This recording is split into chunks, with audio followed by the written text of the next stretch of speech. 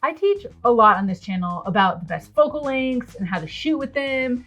Today, I thought I'd humble myself a little with a magical thing called hypocrisy. It's one thing to know the perfect focal length for any given situation. It's another thing to look at how I actually shoot in real life.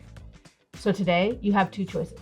Number one, stick around while I walk through some recent photos and explain my focal length choice and why. Or number two, head back to one of my more popular videos where you can continue the illusion that I always know what I'm doing. Well, you're assuming this isn't going to be popular, which I disagree with. I also thought I'd have Mark here to show you how he shoots so you can see our different styles, even at the risk of you thinking he's better than me. Risk accepted. We'll be sharing some photos from our trip to the Caribbean over the holidays, and we visited an island we've been to a handful of times, one that we know really well and have shot many times before. And there we tried to find some new angles and perspectives to capture the place differently. And then we went to some new locations that we were unfamiliar with, and we'll be sure to give some practical tips and lessons as we go along and talk through these images.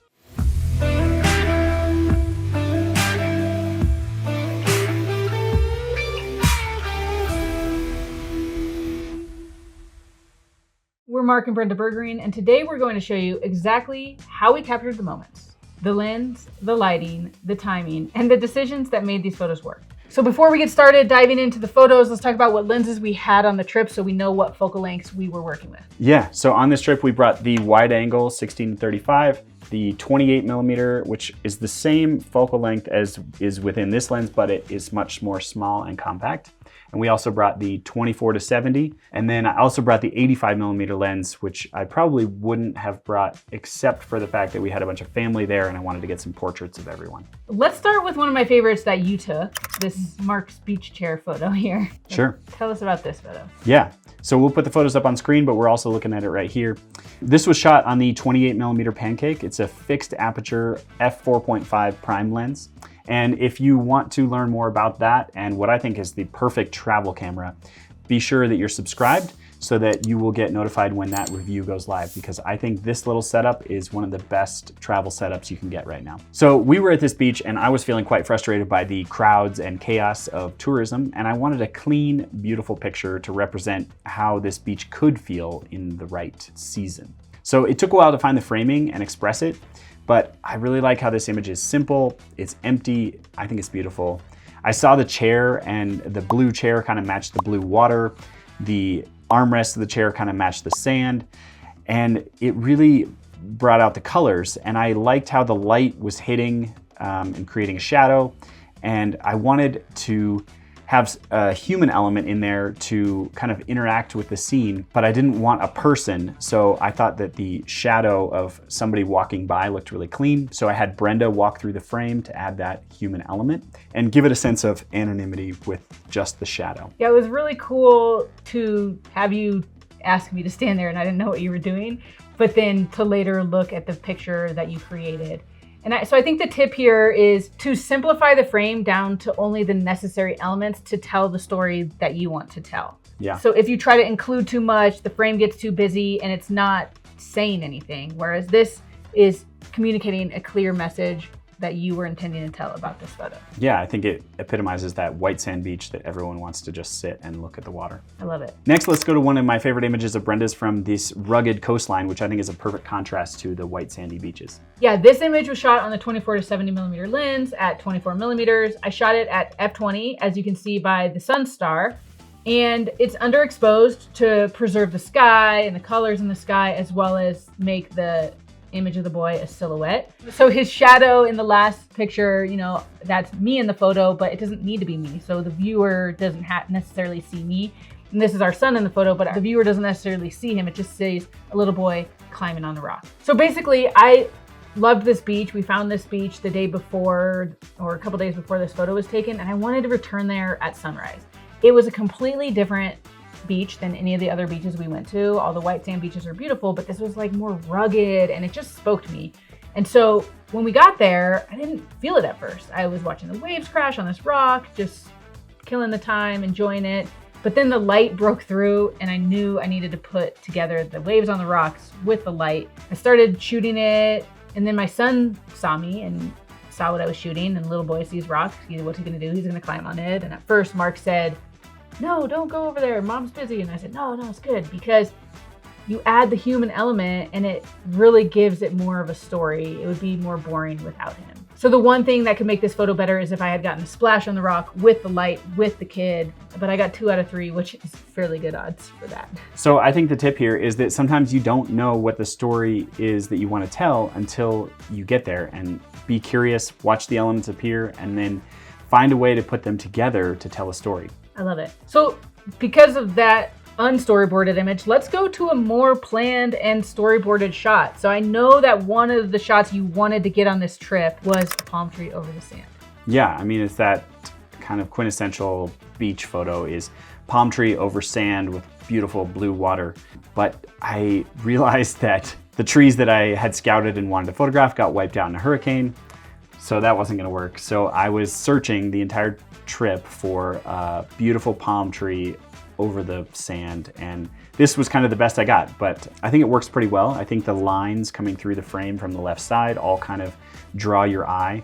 I think the fact that the waves aren't crashing and intersecting with the people, they're crashing over to the right side, and it kind of gives you that feeling of the palm tree reaching out over people on the beach. I would have liked to get lower on this shot so that the palm tree isn't intersecting with the water, but I think I was as low as I could get in that situation because the beach was sloped. And yeah, I think it works well enough. And what lens was this shot on? Yeah, so this was shot on the 24-70 at 24 millimeters, and I don't think the settings are particularly important for this image. So I think the tip here is that it helps to storyboard and scout ahead digitally, but then sometimes you have to adapt to the scene when you're not getting exactly what you wanted. Also, we had to hike for this photo. Sometimes the best photos require a little extra effort on your part, so don't be afraid of effort. Yeah, so next let's talk about one of your planned shots.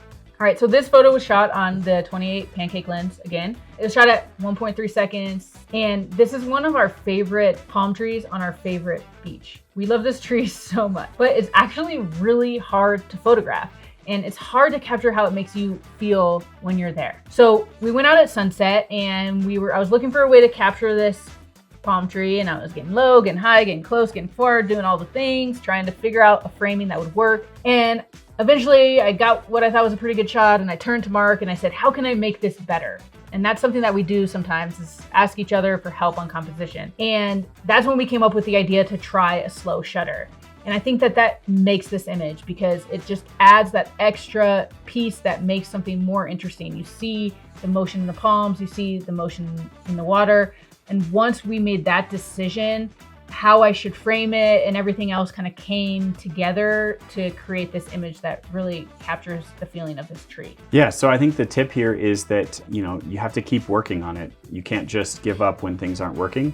And I think you can go back in different light, in different scenarios, walk around your subject, and make sure you kind of envision all the possibilities before you narrow in on what you think might work. So an unplanned photo from this sunset that I really love is your artsy color shot. Yeah, this was an image taken with the 85 millimeter lens at 1 second exposure at f11, ISO 100, and those settings allowed me to pan and get kind of this dreamy looking color composition. It wasn't really as much about the subject as it was just about the color. Brenda had the 28 millimeter lens, and she was shooting something different, which we will show in a moment. And so I had the 85 millimeter lens, and I was trying to find something interesting to do with it. We were both inspired by the color gradient in the sky after the sunset. And I was trying to find a way to make it look cleaner and just more ethereal and look like it could be more about the feeling of the sky than about a particular location. Yeah, so I think what it says is that constraints can be awesome. So you might not have chosen to shoot this shot, this scene with the 85, but that was the lens you had. And had you not had the constraint of the 85 millimeter lens, you might not have come up with this shot. Yeah. So next, let's show Brenda's gradient in the clouds and this beautiful color. Yeah, so this, like Mark said, was shot in the 28 pancake lens. The sunset was crazy with all the colors, and I wanted to capture that.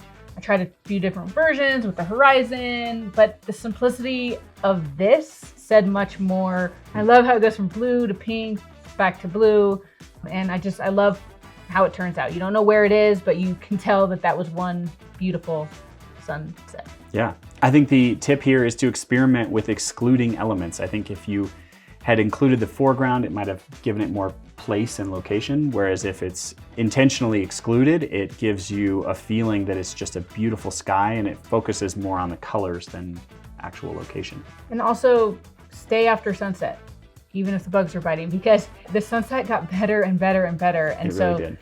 it's good to stay until you know for sure that it's over. Sometimes we say, is it over? And we have bets about whether it's over or not. Yeah. So I want to spend less time on these next two photos just to talk about focal length, because as you can see, when we shoot landscape photos, we love shooting. Our instinct is to shoot at wider angles, but we talked about that 85 shot that Mark had and how that longer focal length is really nice. So I just want to show two more photos where we used a longer focal length. This one is of dad and daughter walking on tide pools, shot with a 70mm.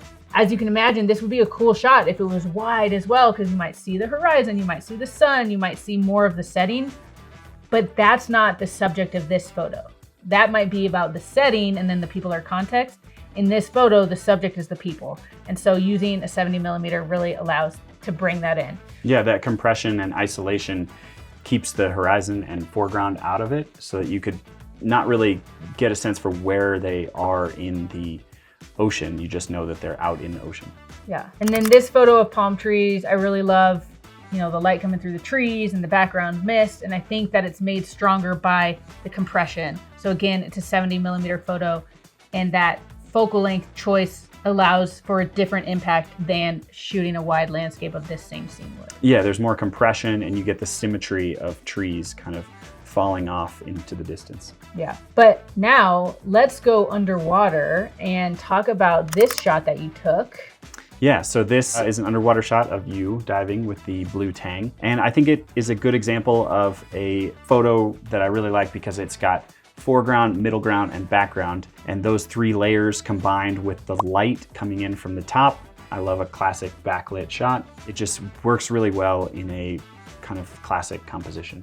Yeah, so I think the tip here is that sometimes you don't have to think so hard. Sometimes just foreground, middle ground, background, just rule of thirds, just a classic framing works. Sometimes you don't have to be overly creative. As far as underwater photos go, I think a tip is that you have to be really good at holding your breath, or you have to pre-plan your composition because it's really hard to shoot underwater. Yeah, so this was shot on a sea frogs housing, which I will be reviewing later and giving some tips on how to shoot with. But I think Brenda's right, holding your breath, and it's really, you have a short amount of time for everything to line up. So having that kind of pre-visualization and instinct will really be helpful.